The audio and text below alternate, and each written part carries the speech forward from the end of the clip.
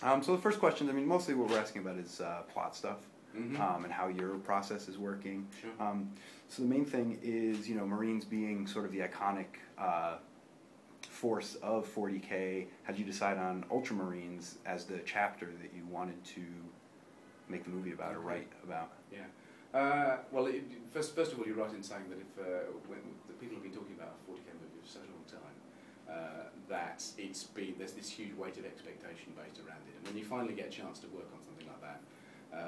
And they say you make the movie, the first thing you go is, well, it's got to be about Space Marines. There's so many other fantastic things it could be about, and everybody would want to see that, but Space Marines have got to be the things, because they are, like you say, the absolute iconic part of it. And when I sat down to think about that, I really wanted to choose a Space Marines, one of the chapters that was core to the game. But also one that was self-explanatorily a Space Marine, because some of them, Space Wolves are a good example. They're Space Marines who are also Vikings. So in order to introduce them to an audience that doesn't know what Space Marines are, you've got to say these are Space Marines, and these particular ones have sort of Viking elements to them. So I wanted one that hadn't got any of those complicated trappings with sort of question marks about what they wanted. They were Space Marines as pure and simple as you could possibly get, and that is the Ultramarines. That's why the Ultramarines have so often been used in the game as the sort of default setting. It's not to say they're not interesting in their own right, but they are absolutely branded as what they appear to be. So for me, it was a no-brainer. Yes, make about Ultramarines. They're honest, noble, upright, all this kind of stuff. Plus, they've got a really cool name. I mean, it's not the greatest joke in the world, but it's a pretty good joke. So I said that, and Games Workshop said, yeah, great, fine. Yeah. Well, following up on that, then, you as an author, like Ultramarines are, I don't want to say not necessarily as interesting or as easy to write for, I guess is a good way to put it, because some of the other chapters, you're not going to have a Horus in the Ultramarines. Sure. You're not going to have these sort of conflicted personalities. Their whole thing is that they're the most straightforward. The great thing about the Ultramarines is that they're one of the few chapters you can write a story about where it's all about them, what it's simply about to be a Space Marine, rather than if you did one of the others, you've got to at some point address why they have an interesting flaw or an interesting particular quirk or something like that, whereas these are just great for being sort of stoical and valorous. Definitely much more plot-driven than character-driven is the vibe. So I said it, yeah, and when they finally announced the film, of course, it wasn't prepared at all for the idea that people were going, oh, why did you pick those? It's almost like your own favourite football team, they go, why did you pick them and not the other? I'm thinking, It's a 40K film, what are you complaining about? But it's, in fact, the only hesitation I had was that my fellow writer, Graham McNeil, is famous for writing a series of novels based on Ultramarines. I felt that I was always stealing his property in order to write it, but he was all right.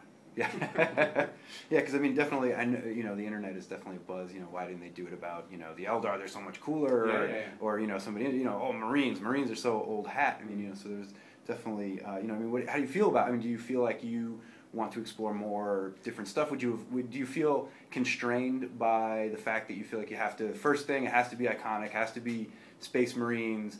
But as an author, I'd find it a little more interesting to maybe talk about the Necrons. There is a temptation to do that. I mean, I've spent 20 years writing a great deal for comics, for instance, and I started writing, and I still write regularly for licenses, where you've got to understand the core values of something in order to be able to put it down on the page and please the people you're working for.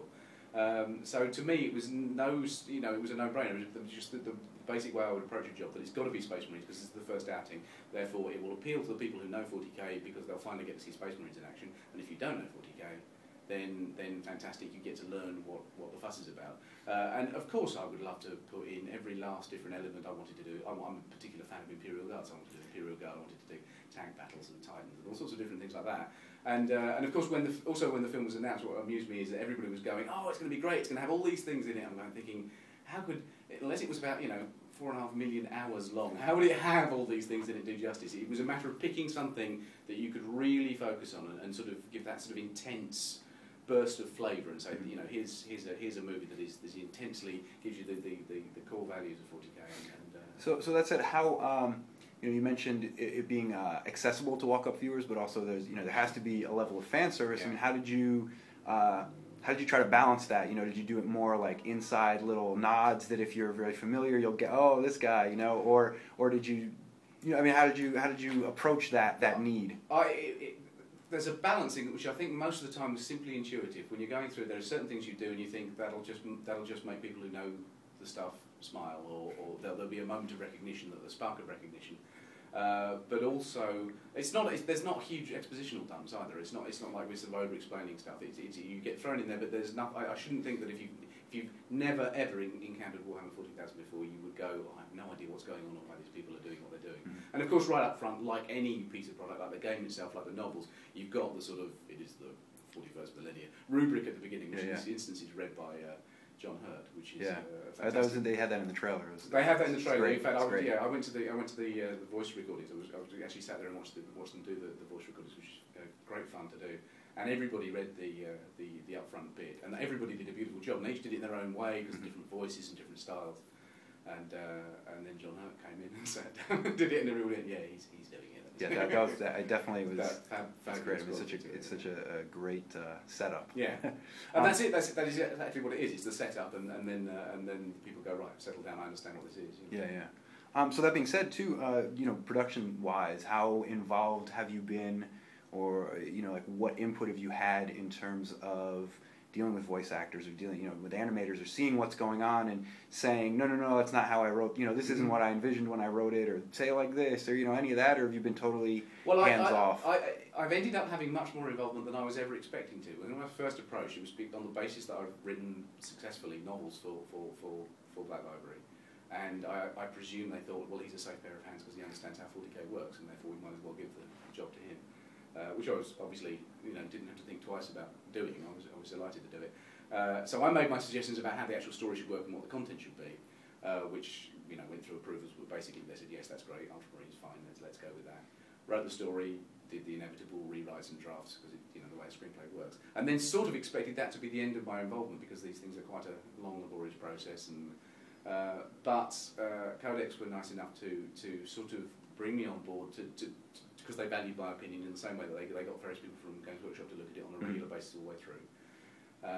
So I got to see most of the voice recordings, and then when people came back to do the pickups and stuff like that, visited the animation studios, watched them at work there, got to see designs, and I've also blogged as it's gone along just to sort of give my input on it. I think to show that somebody who clearly cares about it is watching and not getting horrified with what they're seeing.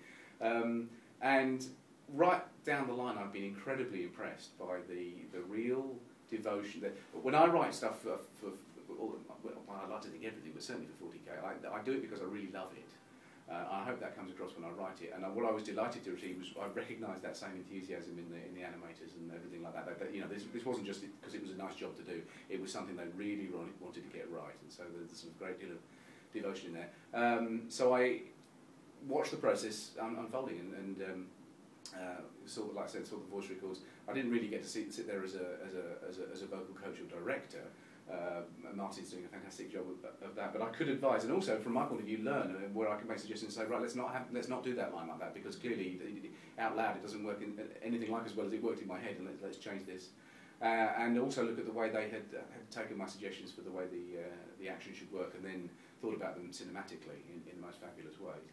So following up on that, actually, which is the next thing I was going to ask, is great. You're doing a wonderful job here of making my segue so easy. You've written so much comics and novels. There's differences, but there's also a lot of similarity. The written word, like some things that look really cool written sound incredibly dumb when you actually say them, especially in sort of an over-the-top, setting. Yes, absolutely. Things that you're totally not embarrassed to read. You're like, really?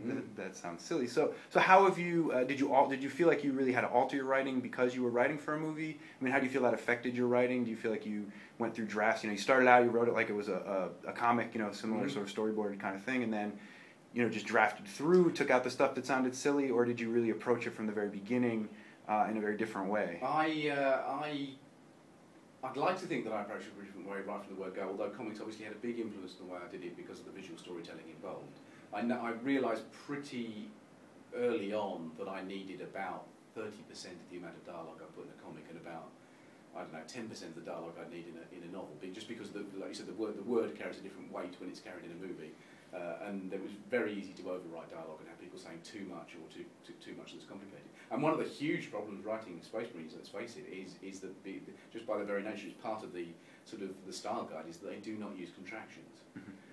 which can make what they're saying sound incredibly pompous. Which, you know, on the, like you said, on the page, it's fantastic. The great declamations of exciting stuff, and out loud you go, that was just the silliest thing I've ever heard. So you've got to be very careful about how you sort of temper that kind of thing. And also, when you're reading it cold off the page, you've also got to remember to compensate for the fact that it isn't just going to be somebody saying something that sounds preposterous, that it is going to actually be supported by visuals that are so extraordinary that in fact what they're saying sounds quite ordinary by comparison. You know, it sounds perfectly normal to say. So that was a learning curve, and very instructive to me because there were sort of comic book things that I did and then thought, no, that doesn't work because it's not a comic book. There were novel things that I attempted and thought, no, that wouldn't work either. And there were sort of, I think, cinematic or filmic things that I sort of found myself doing, going, oh, I'd never thought about doing it that way before. And then when you watch the process as it goes along, and there were opportunities to sort of revise on the hoof, and you know, sort of directors and producers would come and say, this isn't quite working, or we think that there must be a better way of doing this, because when we're actually coming to animate it, it's slow or whatever. And I would sort of come up with stuff, and that was an interesting thing to do. And just watching the demands that the script put on actors. Bear in mind, this is the face capture technology. So they didn't have to act with their bodies; they had to act with their faces. But it is their faces, and they didn't have markers or anything. They were sort of acting as they were down the bottle of the camera. So they couldn't read from the script either, because they had to perform to it.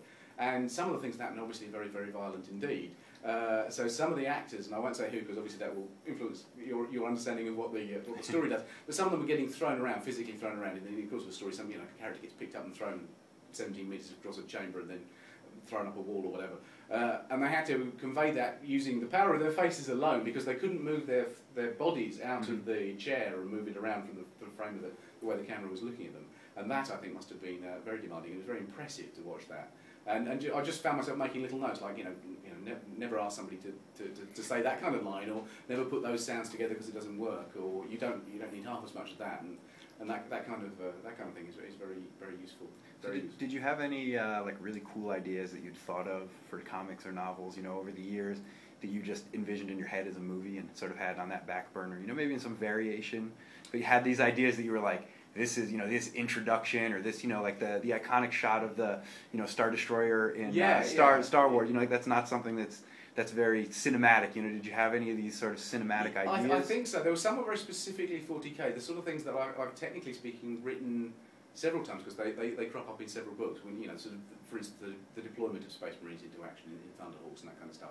The sort of things I've written several times, and I sort of in my head I know what they look like, and I was thinking, well, this film's got to have that, and putting it together as best I could, almost reconstructing it from the way I've done it in novels, and then watching them turn that into something visual and going, wow, it does look like that. That's great. What was in here is actually what was in their heads as well, because it marries up. And it wasn't so much big storytelling things, it was more atmospheric things. I think there were certain things in me that I'd always wanted to do that you just simply can't do necessarily in a novel. A novel, for instance, builds suspense in particular ways that aren't necessarily cinematic, and a comic does likewise. In a film, it's often about sound effect and lighting, and there are two films. The film has what I hope is a fairly good creepy build-up, where there is suspense, where you're almost hoping something's going to happen because you know, you can't bear the suspense any longer. And there are two things. One that I'm not going to give anything away, but there's one sequence where there is a comparatively normal thing happening. But there's obviously something odd about it, and I was really pleased with I put it in. And with a film script, you don't go into enormous detail. Nothing like as intricate a detail as I would explain in terms of the way the choreography of combat or action in a novel, or certainly in a comic script, because you know, this is what the director brings to it. So I just described this scene, and when it went in, I thought, I hope I've got my point across, and I hope he likes that idea as well and can run with it, because obviously I can't tell him what to do. You know, the script doesn't order the director around. And he obviously saw exactly that. He saw the wonderfully disturbing, mundane aspect of this little thing I was talking about, and it becomes this sort of moment of tension in there. And there's another sequence that is where it's all about the lighting and the weather, where it's only the fact that your view is limited enormously by the light sources. And that's fantastic, because those two things are things that I've never been able to do in a novel and would never do in a comic, because they simply don't work under those circumstances. Yet to me, they are incredibly exciting in a film. And it is just seeing things. rather than it just being like sort of those sort of high impact cutscenes from the beginning of a video game, which are great, but are there to jazz you up before you play the game. This has got moments where it's just a sort of seeing a space marine walk across the surface of an alien planet as the dust settles around him. It doesn't sound terribly dramatic, but it's so real that you go, oh God, that's what it would really be like. And to me, that's very, very important to have those moments where it's sort of the ordinary and the conventional that is somehow more impressive. It's sort of seeing them in the flesh rather than seeing them, you know, leaping off a 1,000-foot drop into a boiling cauldron of oil or whatever. You know, it's not as spectacular, but somehow is more exciting. And I think that's one of the things with at the Birmingham Games Day a week or two ago. Some of the other authors, Graham McNeil, everybody got to see the trailer at the end of the day. And universally, as they came out, I'd seen it earlier, and in an audience, I'd seen it for the first time with an audience of people who'd filed in to see it. So not only did I generate my own excitement going, good Lord, look at that, but I got buoyed up by the excitement of people who were also seeing it for the first time. And that was very exciting. And then seeing the authors looking at it, and they all came out saying, that's extraordinary, because the most exciting thing about it is that that's been in my head for years, that sort of thing. And suddenly here it is on the screen, and I'm looking at it, which is I think, the point, really, our point of it. So alongside that, you know, there's been talk of doing a 40K movie for probably, you know, a day after, yes, you know, the first book came out. Yeah, you know, yeah. I mean, people are, you know, that everybody wants to translate everything to every other media in the Yes, universe. yeah. So there's obviously, I guess, a lot of fan pressure or Yes. fan expectations. Yes. Do you feel like that's, you know, is that affecting you in any way? Are you like just, you know, like, I'm doing an awesome job, I'm very happy with it, I'm very excited, and you know, if you don't like it, well, it's, yeah, you know. Really, yeah. When I first started working on it, I understood that that I was taking on, you know, with great power comes great responsibility and all that kind of stuff. But I also went, this is really exciting. I can't see anybody who doesn't like 40K wouldn't be excited about that. No matter how it turns out, just the intent involved. The response so far seems to be, you know, pretty universally positive. It is universally positive. There are always, you can always go and find bad press for anything, and I find it interesting because I think people have the opportunity, particularly in this era of the internet, to voice complaints about things that they even imagine are going to be wrong. I mean, most of the negative comments I've seen are about people's fears about what it's going to be or what it's not going to be, rather than what it actually is. And like, for instance, I just think somebody who's saying, well, I don't want to see this film because it's about Ultramarines, I don't like Ultramarines. I'm thinking, well, okay, don't then. Really, it's a 40K film. It's made for you. You know, you might not play Ultramarines, but that's not the point. It's an opportunity to step into that universe and see it realised in a different way, not a better way, but a different way to the way a novel would do it, or the way you would do it when you're playing it on the table, or the way it happens in your head when you're painting the figures. It's just a different interpretation of the same thing. When we started writing novels for the Black Library back in the actually mid-90s, one of the big problems we hit, first of all, that there had always been a stumbling block, was that the game studio, rightly enough, wanted sort of creative control and approval over the novels because they felt that it had to be the same. And eventually we realised that it couldn't possibly be exactly the same because a novel required you to do different things with the basic property than a game did. I mean, it's simple as that. Certain things that are really important in the game didn't work in a novel and vice versa. This sort of paradigm was built up, which I think was incredibly useful, and it applies in this case as well, which is that the novels and the game, rather than the novels being novelizations of the game, the novels and the game both expressions and interpretations of Warhammer 40,000 itself, which was, if you like, a real universe out there somewhere, and the game was a version of it, and the novels were a version of it, and it wasn't that they were contradicting each other; they were just different ways of seeing the same thing. And I think, by extension, the movie is exactly the same thing. It's just another way of taking this incredibly rich and very, very appealing universe that everybody loves so much, and playing with it in a different way. So yes, there are things in it that are not game-like, but there are certainly things in it that are not novel-like. And just because there are those differences, I don't think it's it's wrong or anything like that. And I think some of the choices that they've made, very positive choices they've made to make things work in filmic terms, are very good indeed. All right. So the last question I have is a very easy one here. Yeah. Just quick one reason why you think everyone should go see this movie. Well, I think I've already said it. I think it's because it is 40K, and it is the first 40K movie, and I think if you're a fan of Warhammer 40,000, you will enjoy it. I really do. I cannot believe you will not sit there and as the film begins to start to get really, really excited that you're actually seeing it moving around for the first time ever, really, in that kind of sense. I think they've done a brilliant job of it, but also to enthusiastically support the notion of them making films of it, because it's like I'm sure the same thing applies as applied with the novel. When we first did the first couple of novels, we hope people like them. We hope people like them so much that we would have an opportunity to do more and more and more, and maybe begin to explore and do the things that they wish we'd done to begin with, just because we'd taken a step in that direction creatively. So yes, I think it's a testament for what these people have been able to do. The animators particularly doing a fantastic job, but also what they could do if they have the right sort of support and enthusiasm. But I really, really defy anybody not to watch the trailer or watch the beginning and go, yeah, this is really exciting, because I do. Anything else you want to add? If you haven't signed up to registered on the Ultramarines website, ultramarines.com, yeah, please do, because that's showing your support and the fastest way of getting all the new information about the film as it comes out, because they'll send it directly to you. So yes, and thank you. All right, awesome.